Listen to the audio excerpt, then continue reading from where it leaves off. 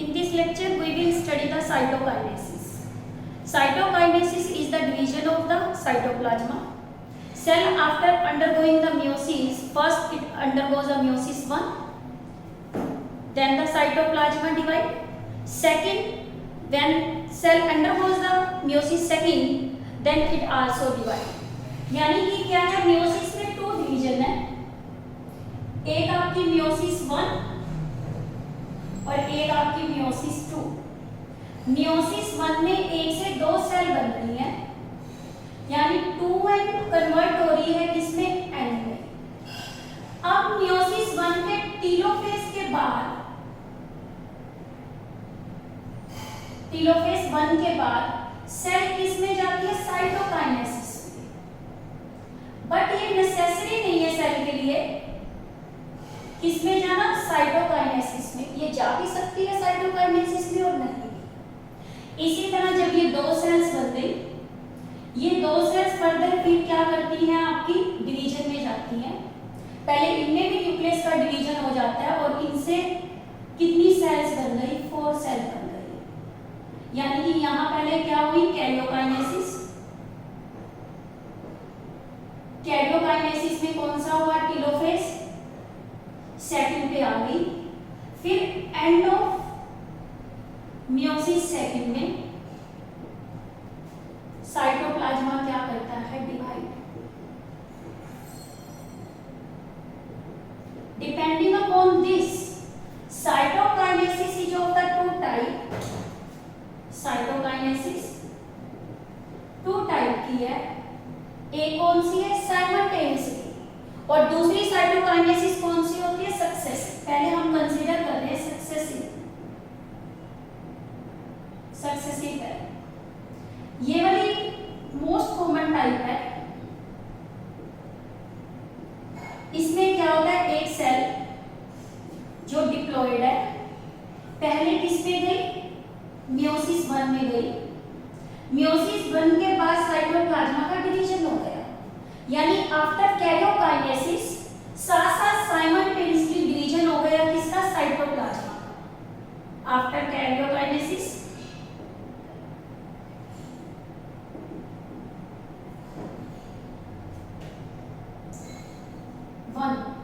यानी meiosis 1 में karyokinesis, nucleus का डिवीजन, साइटोप्लाज्मा डिवाइड. ठीक है, इसे कितनी सेल बन गई, 2 सेल. यही 2 सेल फिर एंटर करती है किसमें, meiosis सेकंड में. और इसमें भी क्या होगी, कैरियोकाइनेसिस कौन सी हो जाएगी, सेकंड. फिर इसमें क्या होगी, साइटोकाइनेसिस. तो इससे कितनी सेल्स बन गई आपकी, 4 सेल बन गई. यानी यहाँ साइटोप्लाज्मा कितनी बार डिवाइड कर रहा है, साइटोप्लाज्मा फर्स्ट meiosis में भी डिवाइड करता है और यहाँ साइटोप्लाज्मा डिवाइड कर रहा है किसमें, सेकंड meiosis में भी. तो यानी कि इसे 1 से 4 सेल बनी. इस डिवीजन को हम क्या बोलते हैं, सक्सेसिव बोलते हैं. कैरियोकाइनेसिस, ईच कैरियोकाइनेसिस के बाद क्या हो रही है, साइटोकाइनेसिस. यानी साइटोकाइनेसिस अगर आफ्टर एवरी न्यूक्लियर डिवीजन, इसे हम सक्सेसिव बोलते हैं. अब ये 4 जो बन गई सेल्स, ये अपने आप को अरेंज करती है. यानी कि इसमें क्या हुआ, आफ्टर कैरियोकाइनेसिस साइटोप्लाज्मा डिवाइड, और आफ्टर ईच कैरियोकाइनेसिस यानी कि meiosis 1 में भी और meiosis 2 के बाद भी साइटोप्लाज्मा क्या करता है, डिवाइड. इसको अरेंज करने के 2 मेथड है. या तो ये अपने आप को इस तरह से 4 सेल अरेंज कर लेती है, इस फैशन को हम क्या बोलते हैं, लीनियर फैशन. या सेल अपने आप को क्या करती है, ऐसे अरेंज कर लेती है, इसे बोलते हैं आइसोबाइलेटरल. आइसोबाइलेटरल. और ये 4 एक साथ बनते हैं तो इसे हम क्या बोलते हैं, tetra. This is the type of cell division जिसे हम क्या बोलते हैं, सक्सेसिव टाइप. यानी कि हर कैरियोकाइनेसिस के बाद साइटोप्लाज्मा का क्या होना, डिवीजन होना. सेकंड जो आता है उस टाइप को हम क्या बोलते हैं, this second division is called simultaneous.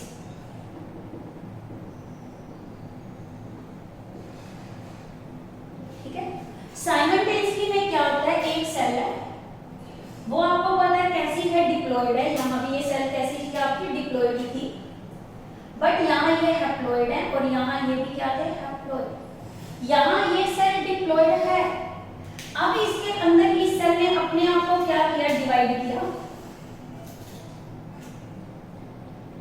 Divide किया तो सिर्फ क्या हुई, कैरियोकाइनेसिस हुई है, कैरियोकाइनेसिस, बट नॉट साइटोकाइनेसिस। ठीक है, यानी न्यूक्लियस डिवाइड होगा।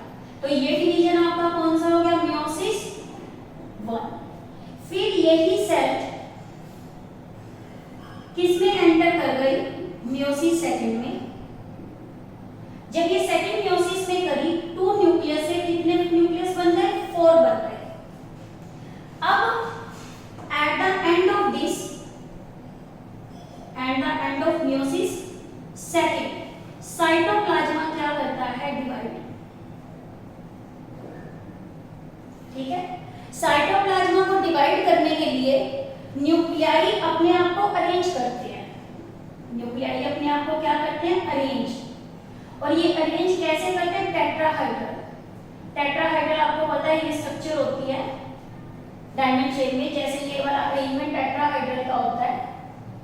ये न्यूक्लियस एक इसके कहाँ होता है, सेंटर में। इस तरह से इस शेप को टेट्राहाइड्रल बोलते हैं। फिर साइटोप्लाज्मा 2 न्यूक्लियस के बीच में कंस्ट्रिक्ट कर जाता है। ये देखो कंस्ट्रिक्शन हो गई, ठीक है। ये कंस्ट्रिक्शन होने के बाद ये कंस्ट्रिक्शन धीरे धीरे डीप होती गई। जब ये डीप होती गई तो एक सेल कितने में डिवाइड हो गई, यहाँ पे 4 सेल्स के अंदर क्या हो गई, डिवाइड हो गई। ठीक है, यानी कि क्या, न्यूक्लियाई ने पहले अपने आप को क्या किया, अरेंज किया टेट्राहाइड्रल। फिर साइटोप्लाज्मा इसमें क्या करता है, डिवाइड बाय कंस्ट्रिक्शन। और ये कंस्ट्रिक्शन धीरे धीरे क्या होती गई, डीपन होती गई। और फाइनली इसने डिवाइड कर दी। Finally it divide to form 4 cells and the cells are the haploid. ये कितनी सेल्स बन गई, 4 सेल्स बन गई। ठीक है, और ये जो 4 सेल्स बनी, ये अपने आप को मोस्टली कैसे अरेंज करती है, टेट्राहाइड्रल। इसका अरेंजमेंट कैसा होता है, कैसा होता है, टेट्राहाइड्रल। टेट्राहाइड्रल फैशन में ये अरेंज करती है। इसे टेट्राहाइड्रल टेट्राड बोलते हैं। टेट्राड का मतलब 4 है। बस डिफरेंस क्या है, यहाँ पे हर कैरियोकाइनेसिस के बाद साइटोकाइनेसिस होती है, बट साइमल्टेनियसली के अंदर क्या होता है आपका, at the end of the meiosis 2 4 haploid cells are formed which are arranged tetrahedral. But हम किसका केस लें, प्लांट सेल का। जो ये फरो बन जाते हैं या कंस्ट्रिक्शन बन जाती है, इसमें मटेरियल डिपॉजिट हो जाता है।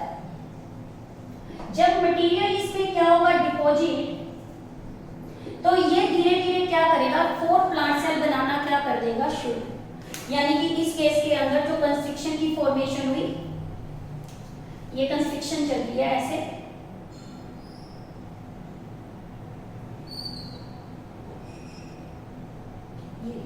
अब इसके अंदर ये क्या होगा, फरो में मटेरियल क्या होने लग जाता है, deposit. In plant cell material is deposit in the furrow.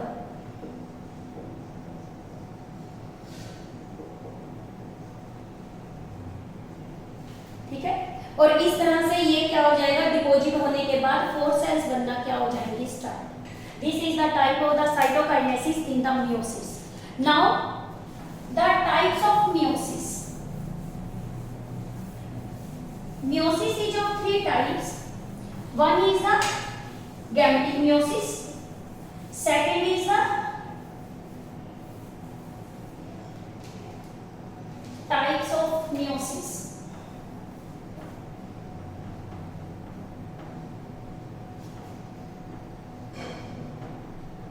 Meiosis. Meiosis is the 3 types.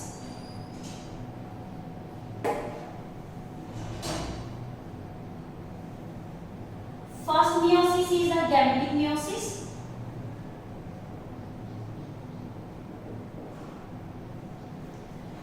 Second meiosis is the zygotic meiosis, and third is the sporic meiosis. This is question is important from NEET point of view also. It is related with the plant kingdom also. जब हम plant kingdom करेंगे वहां भी इस type की meiosis पे question आता है। देखो सबसे पहले क्या है गैमेटिक मियोसिस, यानी कि इसमें क्या होती है meiosis at the time of gamete formation. Meiosis अगर at the time of gamete formation and then fuse to form zygote। और जो गैमेटिक मियोसिस है वो एक टाइप का लाइफ साइकिल शो करता है, और इस लाइफ साइकिल को हम क्या बोलते हैं डिप्लॉन्टिक लाइफ साइकिल। ये शो क्या करता है डिप्लॉन्टिक।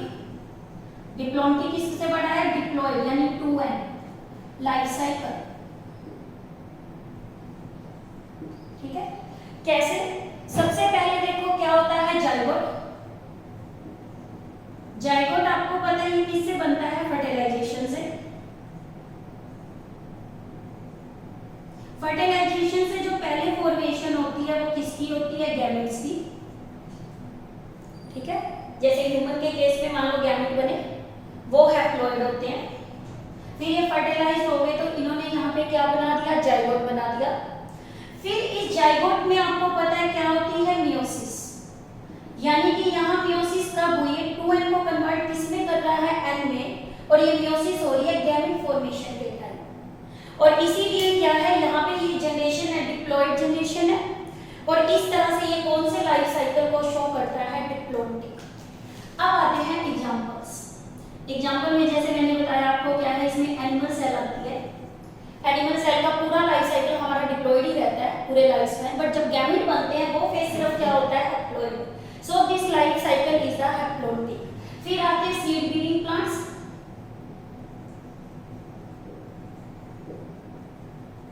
और जिसमें आपको पता है क्या आते हैं जिम्नोस्पर्म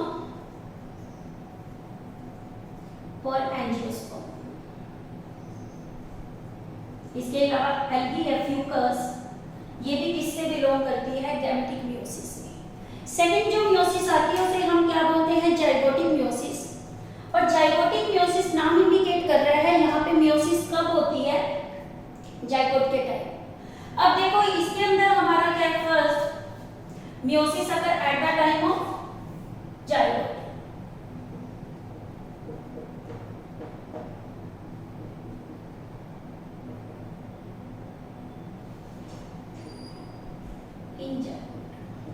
और ये कौन से लाइफ साइकिल को शो करता है हैप्लॉन्टिक लाइफ साइकिल को शो हैप्लॉन्टिक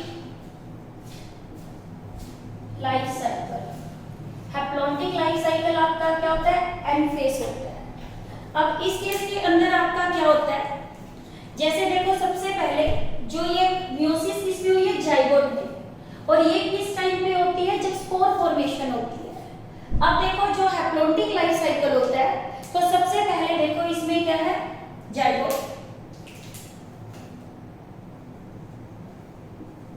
ठीक है जाइगोट कैसा होता है 2n होता है। अब इस जाइगोट में मैंने बताया क्या हो जाती है मियोसिस। जाइगोट में यहाँ पे क्या हो गई मियोसिस हो गई। यहाँ फॉर्मेशन किसकी होती है स्पोर की। जब ये स्पोर्स बन गए स्पोर्स ही आगे जाके क्या बनाते हैं गैमेट्स बनाते हैं।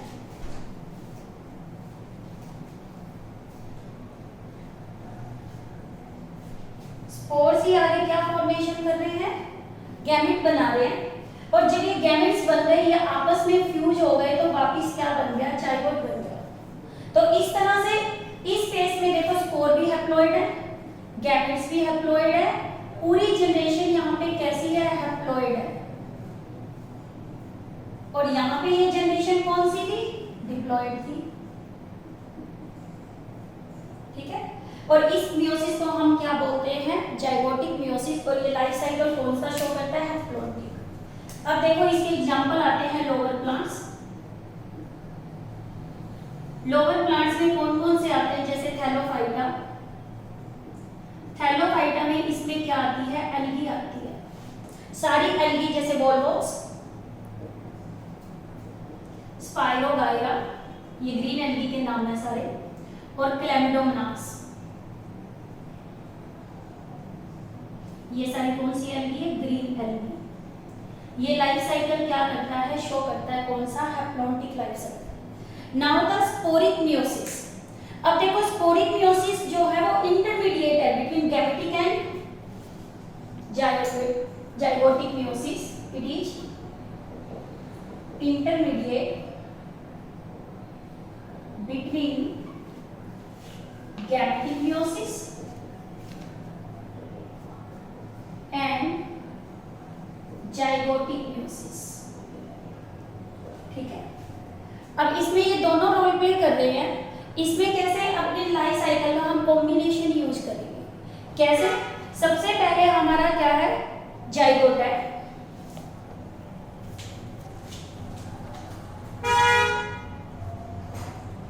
जाइगोट जो बनता है वो किसकी फर्टिलाइजेशन से बनता है, गैमेट्स के फ्यूजन से, यानी ये फेस हैप्लॉइड है और ये फेस यहाँ पे क्या है, डिप्लॉइड है। फिर इसके अंदर जब ये जाइगोट बन गया, अब इसने किसमें चला गया, मियोसिस में। मियोसिस में जाने के बाद इसमें फॉर्मेशन किसकी होती है, स्पोर्स की। और स्पोर्स फिर आपको पता है कौन सी जनरेशन को शो करेंगे, हैप्लॉइड। और जाइगोट यहाँ पे कौन सी जनरेशन को शो करेगा, डिप्लॉइड। और यही स्पोर्स फिर आगे जाके क्या करते हैं, गैमेट्स बनाते हैं। ठीक है, ये हैप्लॉइड जनरेशन और यहाँ से क्या बन गई, गैमेट्स बन गए। यानी कि यहाँ पे हैप्लॉइड फेस ये वाला फेस डिप्लॉइड है, ये साइमल्टेनियसली चल रहे हैं। तो ये लाइफ साइकिल यहाँ पे कौन सा होता है, डिप्लो हैप्लॉइड। ये शो करते हैं लाइफ साइकिल कौन सा, डिप्लो हैप्लॉन्टिक लाइफ साइकिल। ठीक है, और स्पोरिक मियोसिस आपको किसमें मिलती है, bryophyta, for example bryophyta and fern plant जिन्हें क्या बोलते हैं, टेरिडोफाइटा। ये कौन से प्लांट होते हैं, फर्न प्लांट। इसके अलावा कुछ एल्गी आती है और इसके अंदर एल्गी में आपके क्या आते हैं, Ectocarpus,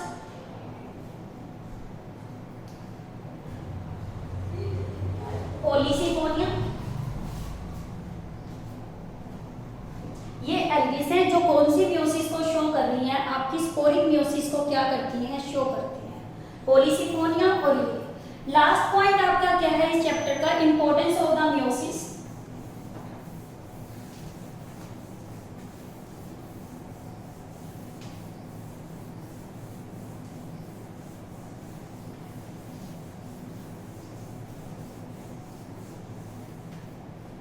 Last point, what are the importance of the meiosis?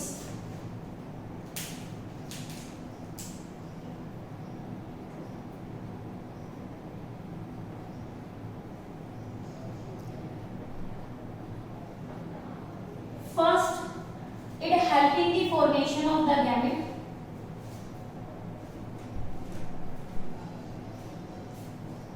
Formation of gametes. और ये गैमेट्स कैसे होते हैं, haploid, which is essential for the sexual reproduction.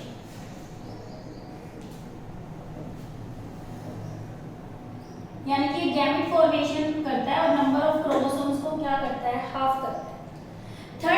Second इसका काम क्या है, maintenance of chromosome number, maintenance of chromosome number।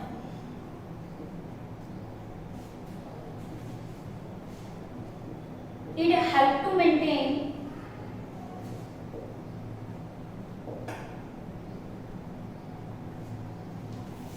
or conserve the specific number of chromosome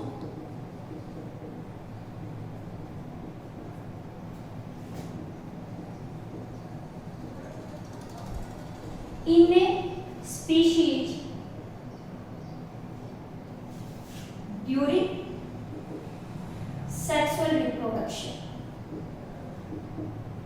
यानी क्रोमोसोम को मेंटेन करता है कैसे? Bye fertilisation of gamete,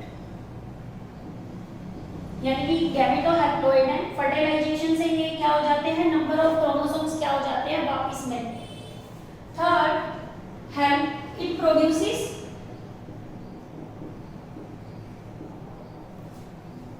variations in organism, यानी ये चेंज लाता है किसकी वजह से? Homologous pairing and crossing over की वजह से, मेन क्रॉसिंग ओवर की वजह से। वेरिएशन किसकी वजह से आ रही है? Due to crossing over. जब किसी ऑर्गेनिज्म में वेरिएशन होती है तो उस की वजह से ऑर्गेनिज्म चेंजिंग एनवायरनमेंट में एडजस्ट करता है, जिसकी वजह से क्या होता है? Evolution and variation help the organism to adapt with changing environment and help in the formation of new species, help in formation of